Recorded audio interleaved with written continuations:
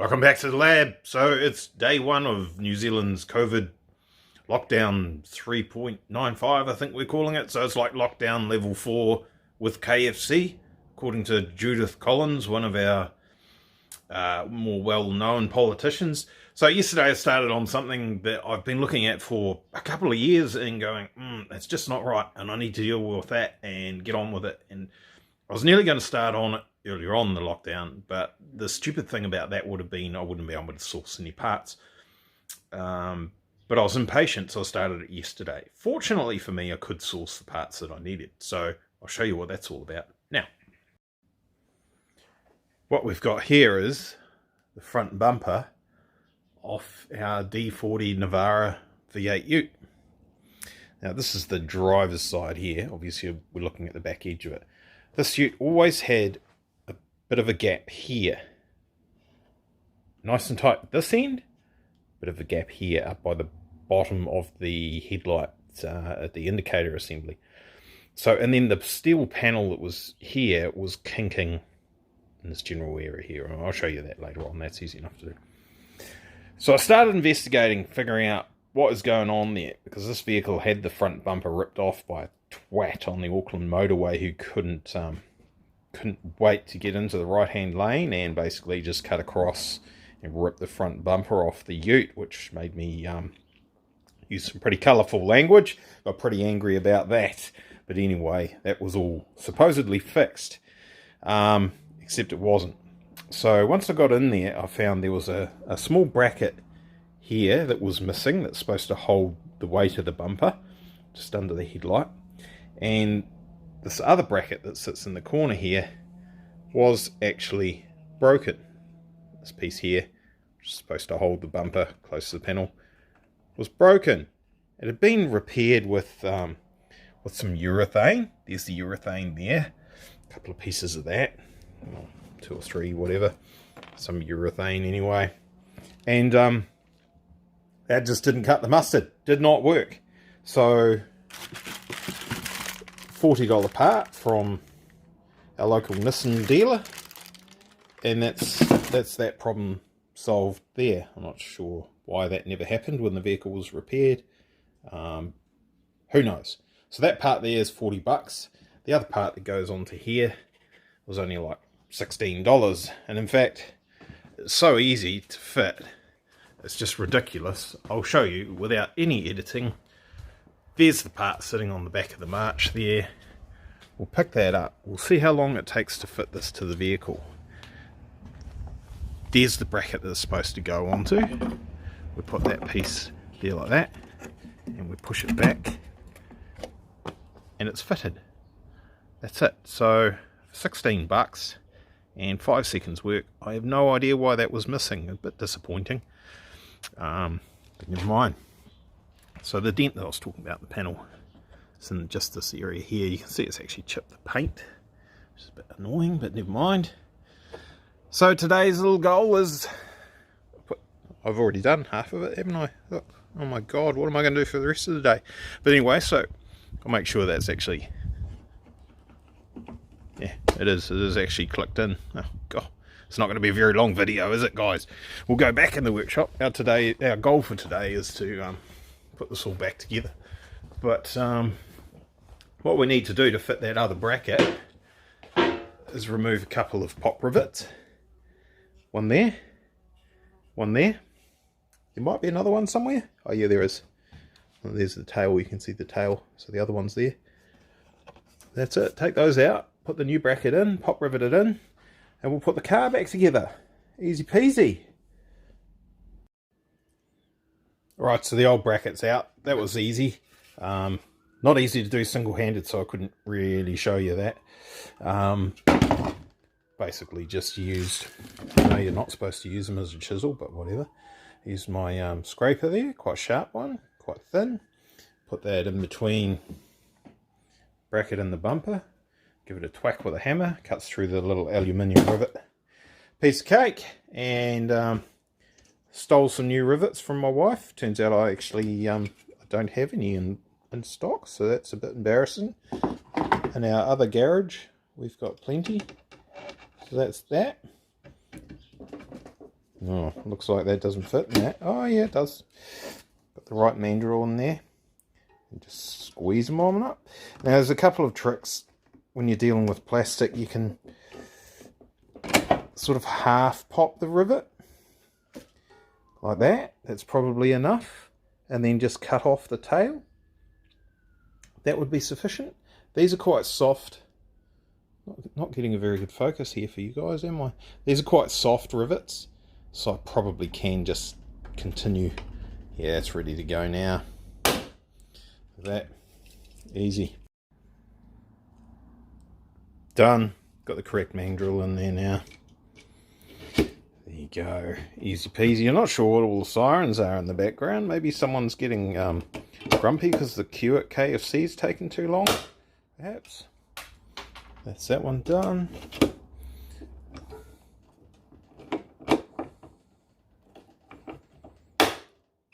Surely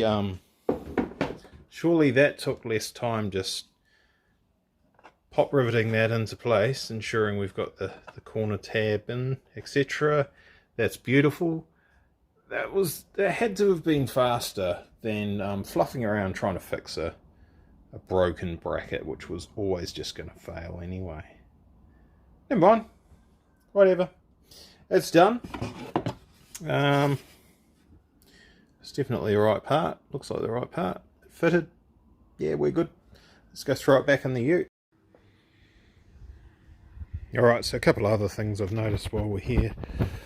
Just the simple things, you know.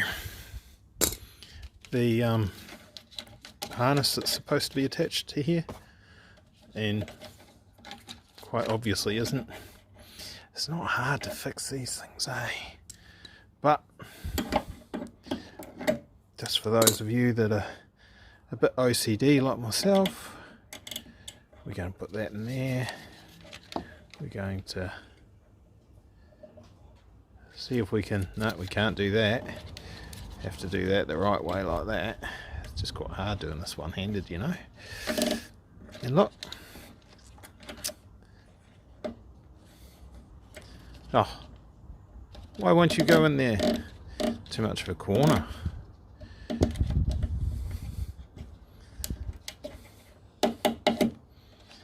It's beautiful, isn't it? And then we leave the tail on there just to drive people insane. Marvellous. That stops that chafing away at paint and causing a spot of rust in a couple of years' time. Who knows if I'm still driving this in a couple of years' time, but whatever. And absolutely no surprise. Same deal on the other side, so we'll get in there. I'll try that off. Well, that's embarrassing. So I went to set up my my gimbal system on a mount to see if that'll stay there and move the ute somewhere a bit better, and film me doing this whole bumper install thing, just for you OCDs people that can be satisfied the job's done right. Didn't quite get around to testing that, whether this arrangement will actually stay put or whether it might just slowly wander off and start filming the beautiful sunshine, birds and trees and stuff. Anyway, I went to start the ute. Dun dun dun! So the irony of me doing a video on people starting vehicles with flat batteries, etc., and I went to fire this beastie up and the battery died. Anyway, I think it's lunchtime, so I'll go and have some lunch while that's charging up a little bit. I can't actually get a new battery just right now, so I'll have to suss that out, see if I've got an alternative source. Fire that up and shift it over here somewhere. By then the sun will have moved, and then we can put this front bumper back on. Yay! Alright, that's my dodgy as gimbal mount tripod cell phone holding contraption thingy. It doesn't look like there's any, let's call it gimbal creep. We appear to have a good image. So I've got a handful of hardware here, and let's put this front bumper back on this ute. We'll try and do it properly. When I say properly, I'm using that term very loosely.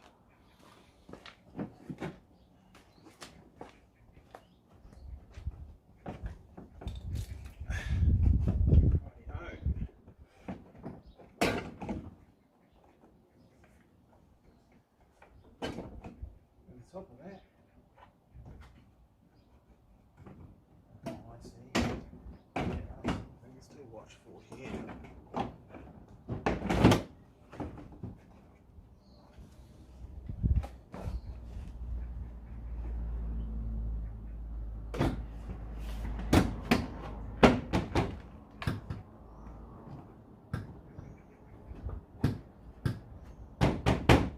I do believe that's clipped in. That's the bump. That's the problem piece sorted, I believe.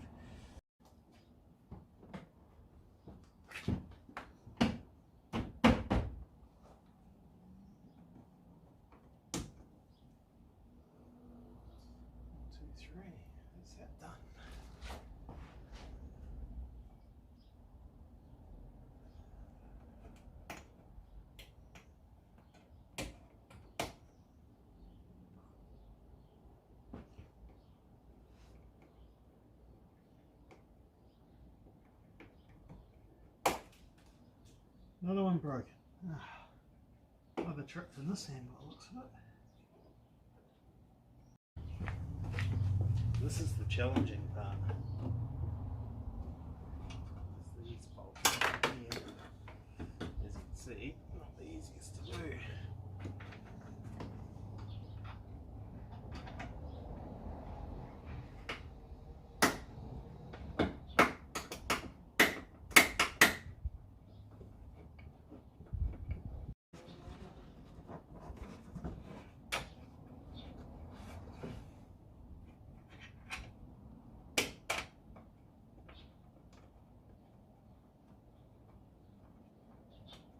This is the one that should make all the difference.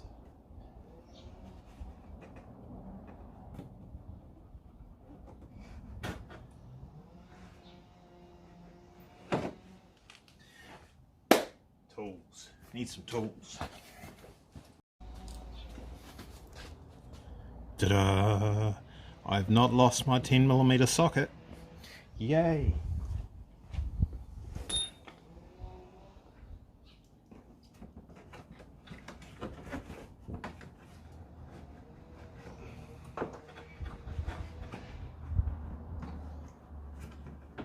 Ideally this would be done with these little guards removed. That's quite a task.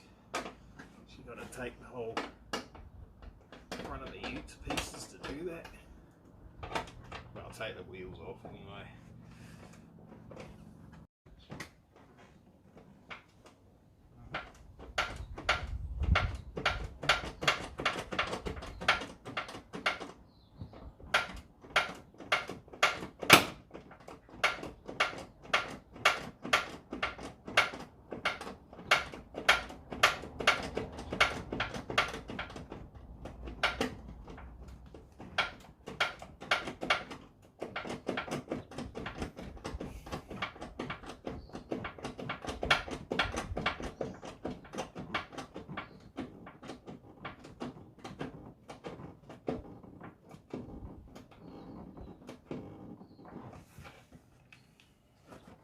That looks fantastic.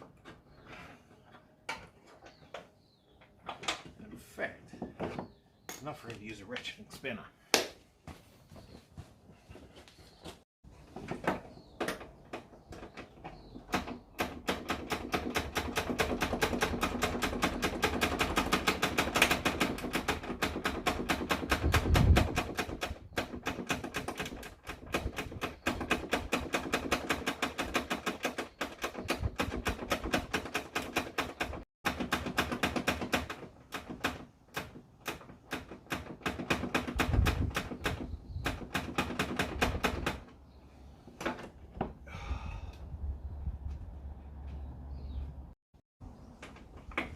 Cool.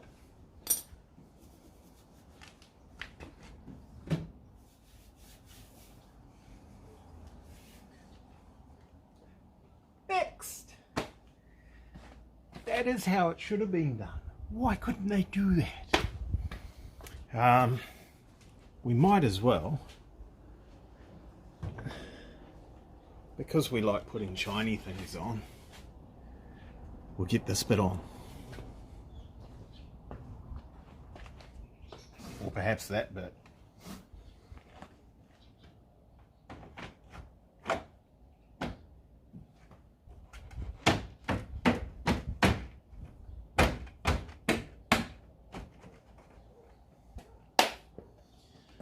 few clips.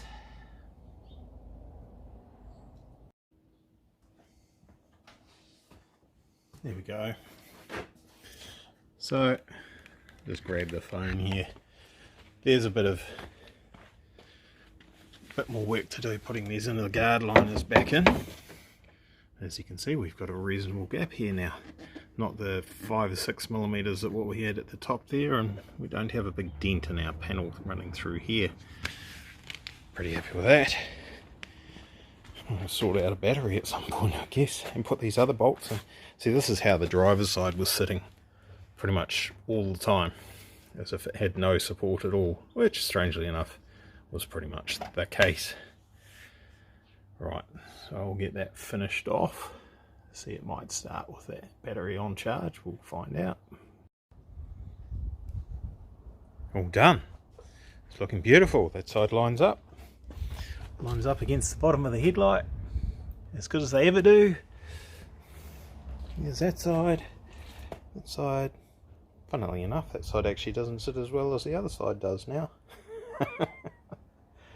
Oh no! What shall we do?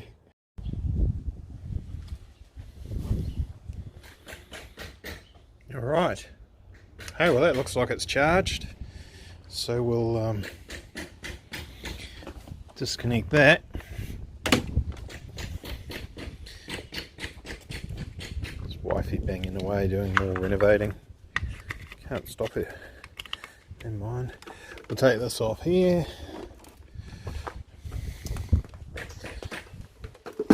What do you reckon? Is it going to start? It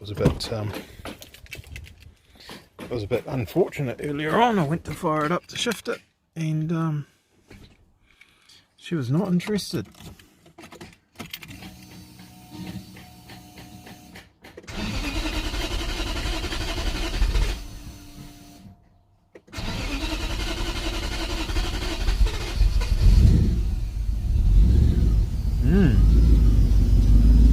Oh, she's a bit flooded.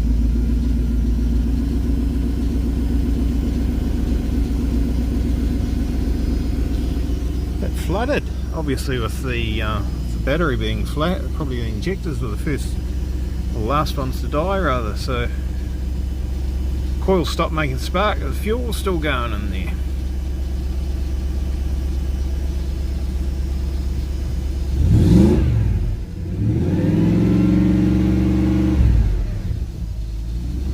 Oh, a bit stinky, but it should be alright. Yay! I better go and do something else now. Alright, so now I've got that turned around. Underneath the Tuff Deck here, I can't recall what I did with some of the engineering / panel work under this tray. So, seeing as today is a bit of a write-off anyway, I might actually just whip this tray off, have a look at what's going on underneath here, make sure we're not losing the tray to cancer. So we'll take the sports bar off, take these, what do they call themselves? Cargo tie down things. I was hoping there'd be a sticker there somewhere. Oh, there is a sticker down there, but I can't read it. They're a pretty good system, those, actually. Anyway, so I'm going to take those off and then can pull the tray out and have a look, make sure we're not losing material to rust. Alright, that's actually looking really good. So a few things to sort out by the looks of that. There's some little, I don't know what you would call that, speed bumps, whatever, beside the original factory guards there. I added those in so that we could get clearance over the chassis rails, which actually come up really close to that. So it looks like the sealant's cracked a little bit. Assuming that's sealant. Maybe it's not. Maybe a weld's cracked there. And a little bit of debris got in there. A couple of holes that I probably should have filled like that. Has allowed all this crap to get in here. A few stones and stuff kicking around in the front. Probably could tidy it up a little bit and seal it up a bit better. But not really any significant signs of rust. can see where I joined the two beds together to make a king cab tray out of two double cab ones. But overall that's looking pretty good. Yes, that is pop riveted in there. No, I do not care. Oh, there's a little bit of rust at the top there that needs sorting. A little bit over there as well.